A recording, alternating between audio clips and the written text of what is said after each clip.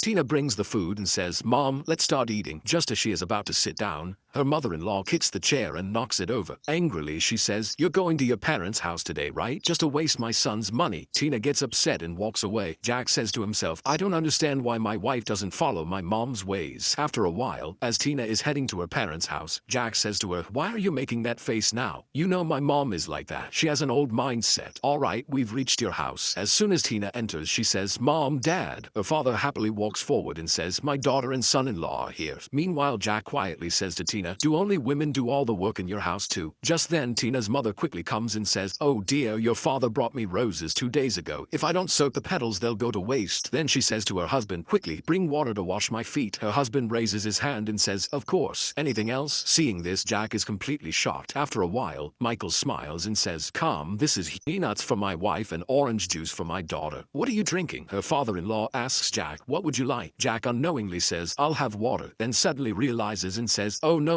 I'll get it myself." Later at the dining table, Michael says to his wife, "Come, have some fish." Seeing this, Tina says, "Dad, I want to eat too." Jack responds, "But you don't even like fish." Her father politely says, "Who said Tina doesn't like fish? She's just lazy about removing the bones, just like her mother. I spoiled her. That's why whenever I cook fish for her mom, I feed her first. Look how delicious it is." Seeing all this, Jack is left speechless. After dinner, Michael says to Tina, "Go watch TV with your mom. I'll wash the dishes." Jack follows his father-in-law. While washing dishes, he says, "You probably thought women rule this house, right?" Jack says in surprise, "How did you know?" He calmly replies, "I could tell by seeing my daughter's condition in your house. Her hands have become rough, her appearance is simple, and she looks weak. She never lived like this in her own home." Jack starts thinking. Later, after washing clothes, Tina sits on the bed. Jack sternly says, "Did you prepare my clothes for tomorrow or not? All you know is how to rest." Tina, tired, replies, "I just washed your shirt. Once it dries, I'll iron it. I work all day, don't you see that? The moment I sit on the sofa, you have a problem." Jack is still thinking when his father-in-law says, "Let's take some fruit for them." Jack quickly agrees. "Oh yes." After a while, Michael places fruit on the table and Jack hands Tina juice, saying, "Here, your favorite juice." Tina's mother says to Michael, "And bring the fruit and chocolate you kept for our daughter too." He nods and brings everything. At night, as Tina is about to leave, her mother advises her, "Don't exhaust yourself. Look how weak you've become." Tina lovingly replies, "You both eat well and take care of yourselves too." Suddenly, Jack comes running and says, "I've made a decision. You both are coming with us. Pack your things and let's go." Tina comes closer and asks, "What about your mother?" Jack reassures her, "Don't worry, I've thought everything through. We'll go back and live separately. No one will trouble you anymore." Tina happily asks, "How did you change so suddenly?" Jack recalls his father-in-law's words, "For you, she is a wife who can do everything, a mother who protects her child, a good daughter-in-law, even a free maid. But in our home, she is only one thing, my heart." So friends, how did you like this story? Make sure to share your thoughts in the comments.